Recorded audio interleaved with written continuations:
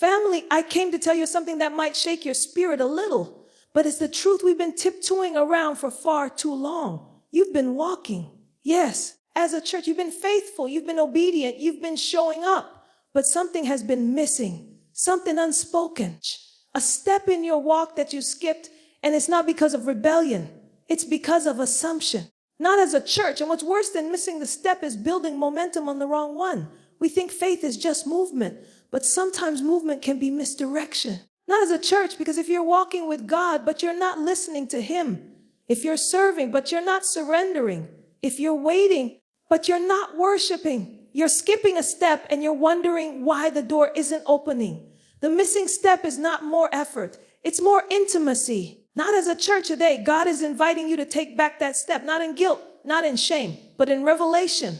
Let's talk about it. It's easy to assume that when things are going well or even just moving, we must be in alignment with God. We often take progress as a sign of approval. But what if I told you that the most dangerous place to be in your faith walk is not in outright rebellion, but in silent disconnection? That is what happens when the missing step in our walk is invisible. Not because we're being disobedient, because we're distracted. We keep going through the motions. We know how to pray the right words, how to quote the right scriptures, how to show up where we're expected. But something is off. Something is muted inside our spirit. And yet we keep moving because to stop and confront it feels too uncomfortable. Not as a church, we don't see the missing step. We are still active. We are still moving. But activity does not always mean alignment. Church, you can be doing the right things, but doing with the wrong posture. You can be volunteering in church, fasting, serving, and still not be in union with the Father's heart. As a church, that's the invisible space where everything looks right, but your heart is no longer tender before Him. That's the moment when your discernment starts fading, when your spiritual hunger gets replaced with religious habits. And the most dangerous part, no one can see it but God. People will still celebrate your gifts. They'll still invite you, promote you, depend on you. But heaven knows that something is missing. And if you're honest with yourself, you know it too. The joy feels dull. Not the fire you once had seems far, but you keep pushing because to admit you missed something would feel like failure. Not as a church, but the Lord doesn't expose what's missing to shame you. He reveals it to restore you. That invisible missing step may be the exact reason you feel dry. Not as a church, maybe you've substituted presence for performance. Maybe you're showing up to everything except the secret place. And because the step is unseen, you think it's unimportant. But God builds deeply, not quickly.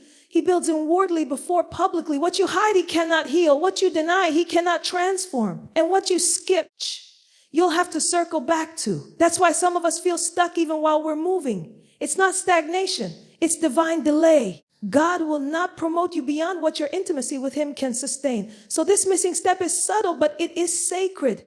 It's the moment when God calls you to pause and search your heart, to make sure that your feet aren't moving faster than your spirit. Not as a church, that you're not running ahead of the one who called you. He's not asking for more of your effort. He's asking for your attention. Not as because what's missing isn't your passion. What's missing is your posture. And today, He's gently guiding you back to the step you skipped. Not with condemnation, but with love. Faith without listening becomes presumption. And presumption can feel like faith until the consequences begin to show. There's a fine line between trusting God and assuming what He wants. Many of us fall into the trap of moving with confidence based on past instructions. Yes, but faith requires a present sensitivity. It's not enough to have heard God once. We must continue to hear Him. His voice is not a one-time command. It is a continual conversation. And yet so often we replace divine direction with assumptions rooted in our own logic, our fears, or even our desire to please Him. But God does not honor movement birthed out of assumption. He honors movement birthed out of obedience. We live in a culture that celebrates quick decisions, fast action, church, and bold moves. But in the kingdom, boldness is not recklessness. It is yieldedness. Faith is not about speed. It's about alignment. We can be so eager to fulfill the prophecy that we forget the process. God may have spoken something over your life, but if you stop listening, church, you'll find yourself building something He never asked for simply because you thought you knew the rest of the plan. That's how ministries get built on ego. Church, that's how relationships form without covering. That's how doors get opened that lead to exhaustion instead of elevation. Listening requires humility. It requires the patience to say, God, I know what you said, but what are you saying now? It requires the maturity to wait until his whisper returns. Not as a church, even if the people around you are pressuring you to move. When you stop listening, you start guessing. And spiritual guessing can cost you years. It can cost you peace. It can even cost you credibility. Some of the most sincere believers fall not because of sin, but because of silence. The silence of no longer checking in, no longer sitting still long enough to hear God clarify what he meant. God is not obligated to bless what he never told you to start. And while his mercy may cover your detours, his best for you is in the path of daily communion. When you make a habit of listening, you become sensitive to the subtle shifts. Not as a church, you recognize when a door is open but not assigned. You discern when a yes should really be a wait. You understand that just because you can move doesn't mean you should. Not as a church. And that's where power lies, not in your ability to act, but in your ability to wait for God's instructions. The missing step in your faith walk might not be a lack of courage, but a lack of clarity. And clarity only comes through stillness, through surrender, through staying close enough to the shepherd that you can hear his voice above the noise of your own ambition. So if you've been moving ahead and wondering why things feel off, pause, go back, listen again. Not as a church, because true faith walks to the rhythm of God's voice, not your assumptions. Before God releases you into purpose, he often draws you into healing. This is the step many of us try to bypass because healing is uncomfortable. It's messy. It requires vulnerability, honesty, not as a chillness. And three things that are difficult when you're used to pushing forward. But the truth is, God is not just after your productivity. He's after your wholeness. You may feel ready for the promise, but the question is, are you healed enough to carry it with integrity? Not as a purpose without healing becomes a platform for your pain to echo louder than your assignment.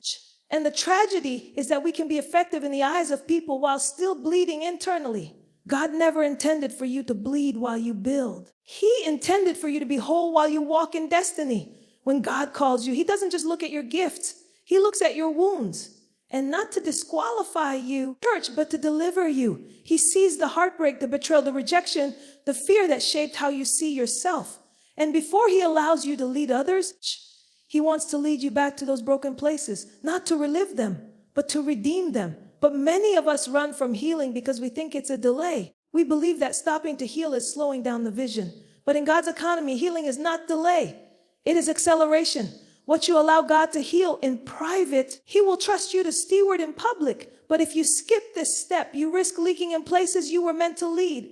Healing is not just about the past. It's about future protection. God knows that what you do not confront today will become a cycle tomorrow. You may suppress the pain now, but it will show up in how you treat people. It will show up in how you receive love.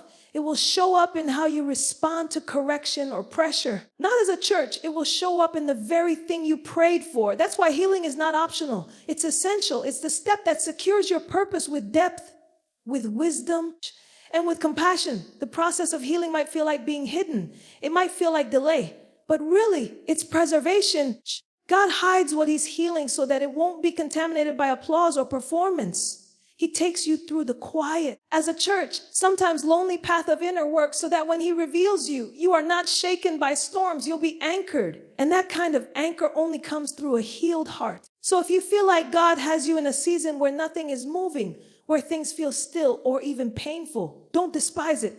It may be the very step you missed. Not as a church, him take you into those hidden places. Let him heal the wound, not just cover it, because your purpose is too important to carry your pain with it. Let healing be the step you no longer skip. Surrender is not a suggestion in the faith walk. It is the very foundation of it. But the truth is, surrender is the step most often resisted because it requires relinquishing control. And let's be honest, control makes us feel safe. It gives us the illusion of predictability, of protection, of progress. Yet God cannot lead where we refuse to release.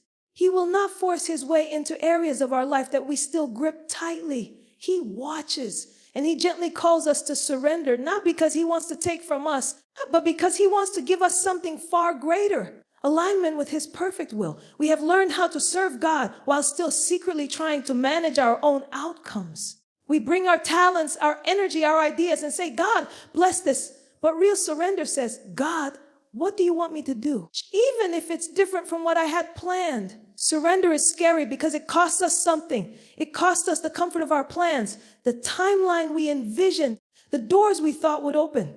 But what we fail to realize is that surrender doesn't weaken us. It positions us for divine strength. God does not anoint control. He anoints submission. And submission means we follow even when we don't fully understand. You cannot experience the fullness of God while keeping one foot in your own will. Partial obedience is still disobedience, and delayed obedience is disobedience in disguise. We often wait for full understanding before we yield, but faith doesn't operate on understanding. It operates on trust. Trust that God sees what you don't. Trust that his no is protection. Trust that his delay is preparation. Trust that his way, though it may feel unfamiliar, is never without purpose. The missing step in many believers' lives is not passion or prayer. We've mastered how to talk about God, how to work for God, even how to wait on God, but we haven't fully surrendered to him. And that's why frustration sets in. You pray, but you don't feel peace. You move, but things still fall apart. Not as a church. It's not because you're not called. It's because you're still clinging to a version of the outcome you've imagined and unwilling to lay it on the altar. True surrender is quiet. It's not flashy. It's the silent moment when you say, God, even if you never do what I'm asking, I still choose you. I still trust you. I still believe you are good. That's where heaven meets you. That's where clarity floods in. That's where favor flows freely. Surrender is not the end of your power. It is the beginning of his. So if things feel heavy, if your spirit feels blocked, maybe it's not a spiritual attack. Maybe it's a divine invitation to surrender, to let go, and to finally make room for God to be God. Before God reveals your destiny, he affirms your identity. This is a spiritual law that cannot be bypassed. Yet many of us rush to find purpose without knowing who we are in him. And what happens? We start measuring our value by our performance, our titles, our gifts, our outcomes. But the moment you let your doing define your being, you've missed a critical step. Church, because destiny that is not rooted in identity will always leave you empty. You'll accomplish great things, but still feel like you're not enough. You'll walk into answered prayers and still question if you belong there. That's the danger of skipping the step of identity. You enter rooms that your soul isn't ready for. Not as a church. Identity isn't something you find in a book or a brand. It's something revealed by the Father. It's not about who people say you are. Not as a church. It's about who heaven has already called you to be. And the enemy knows this. That's why the first thing he attacks isn't your assignment.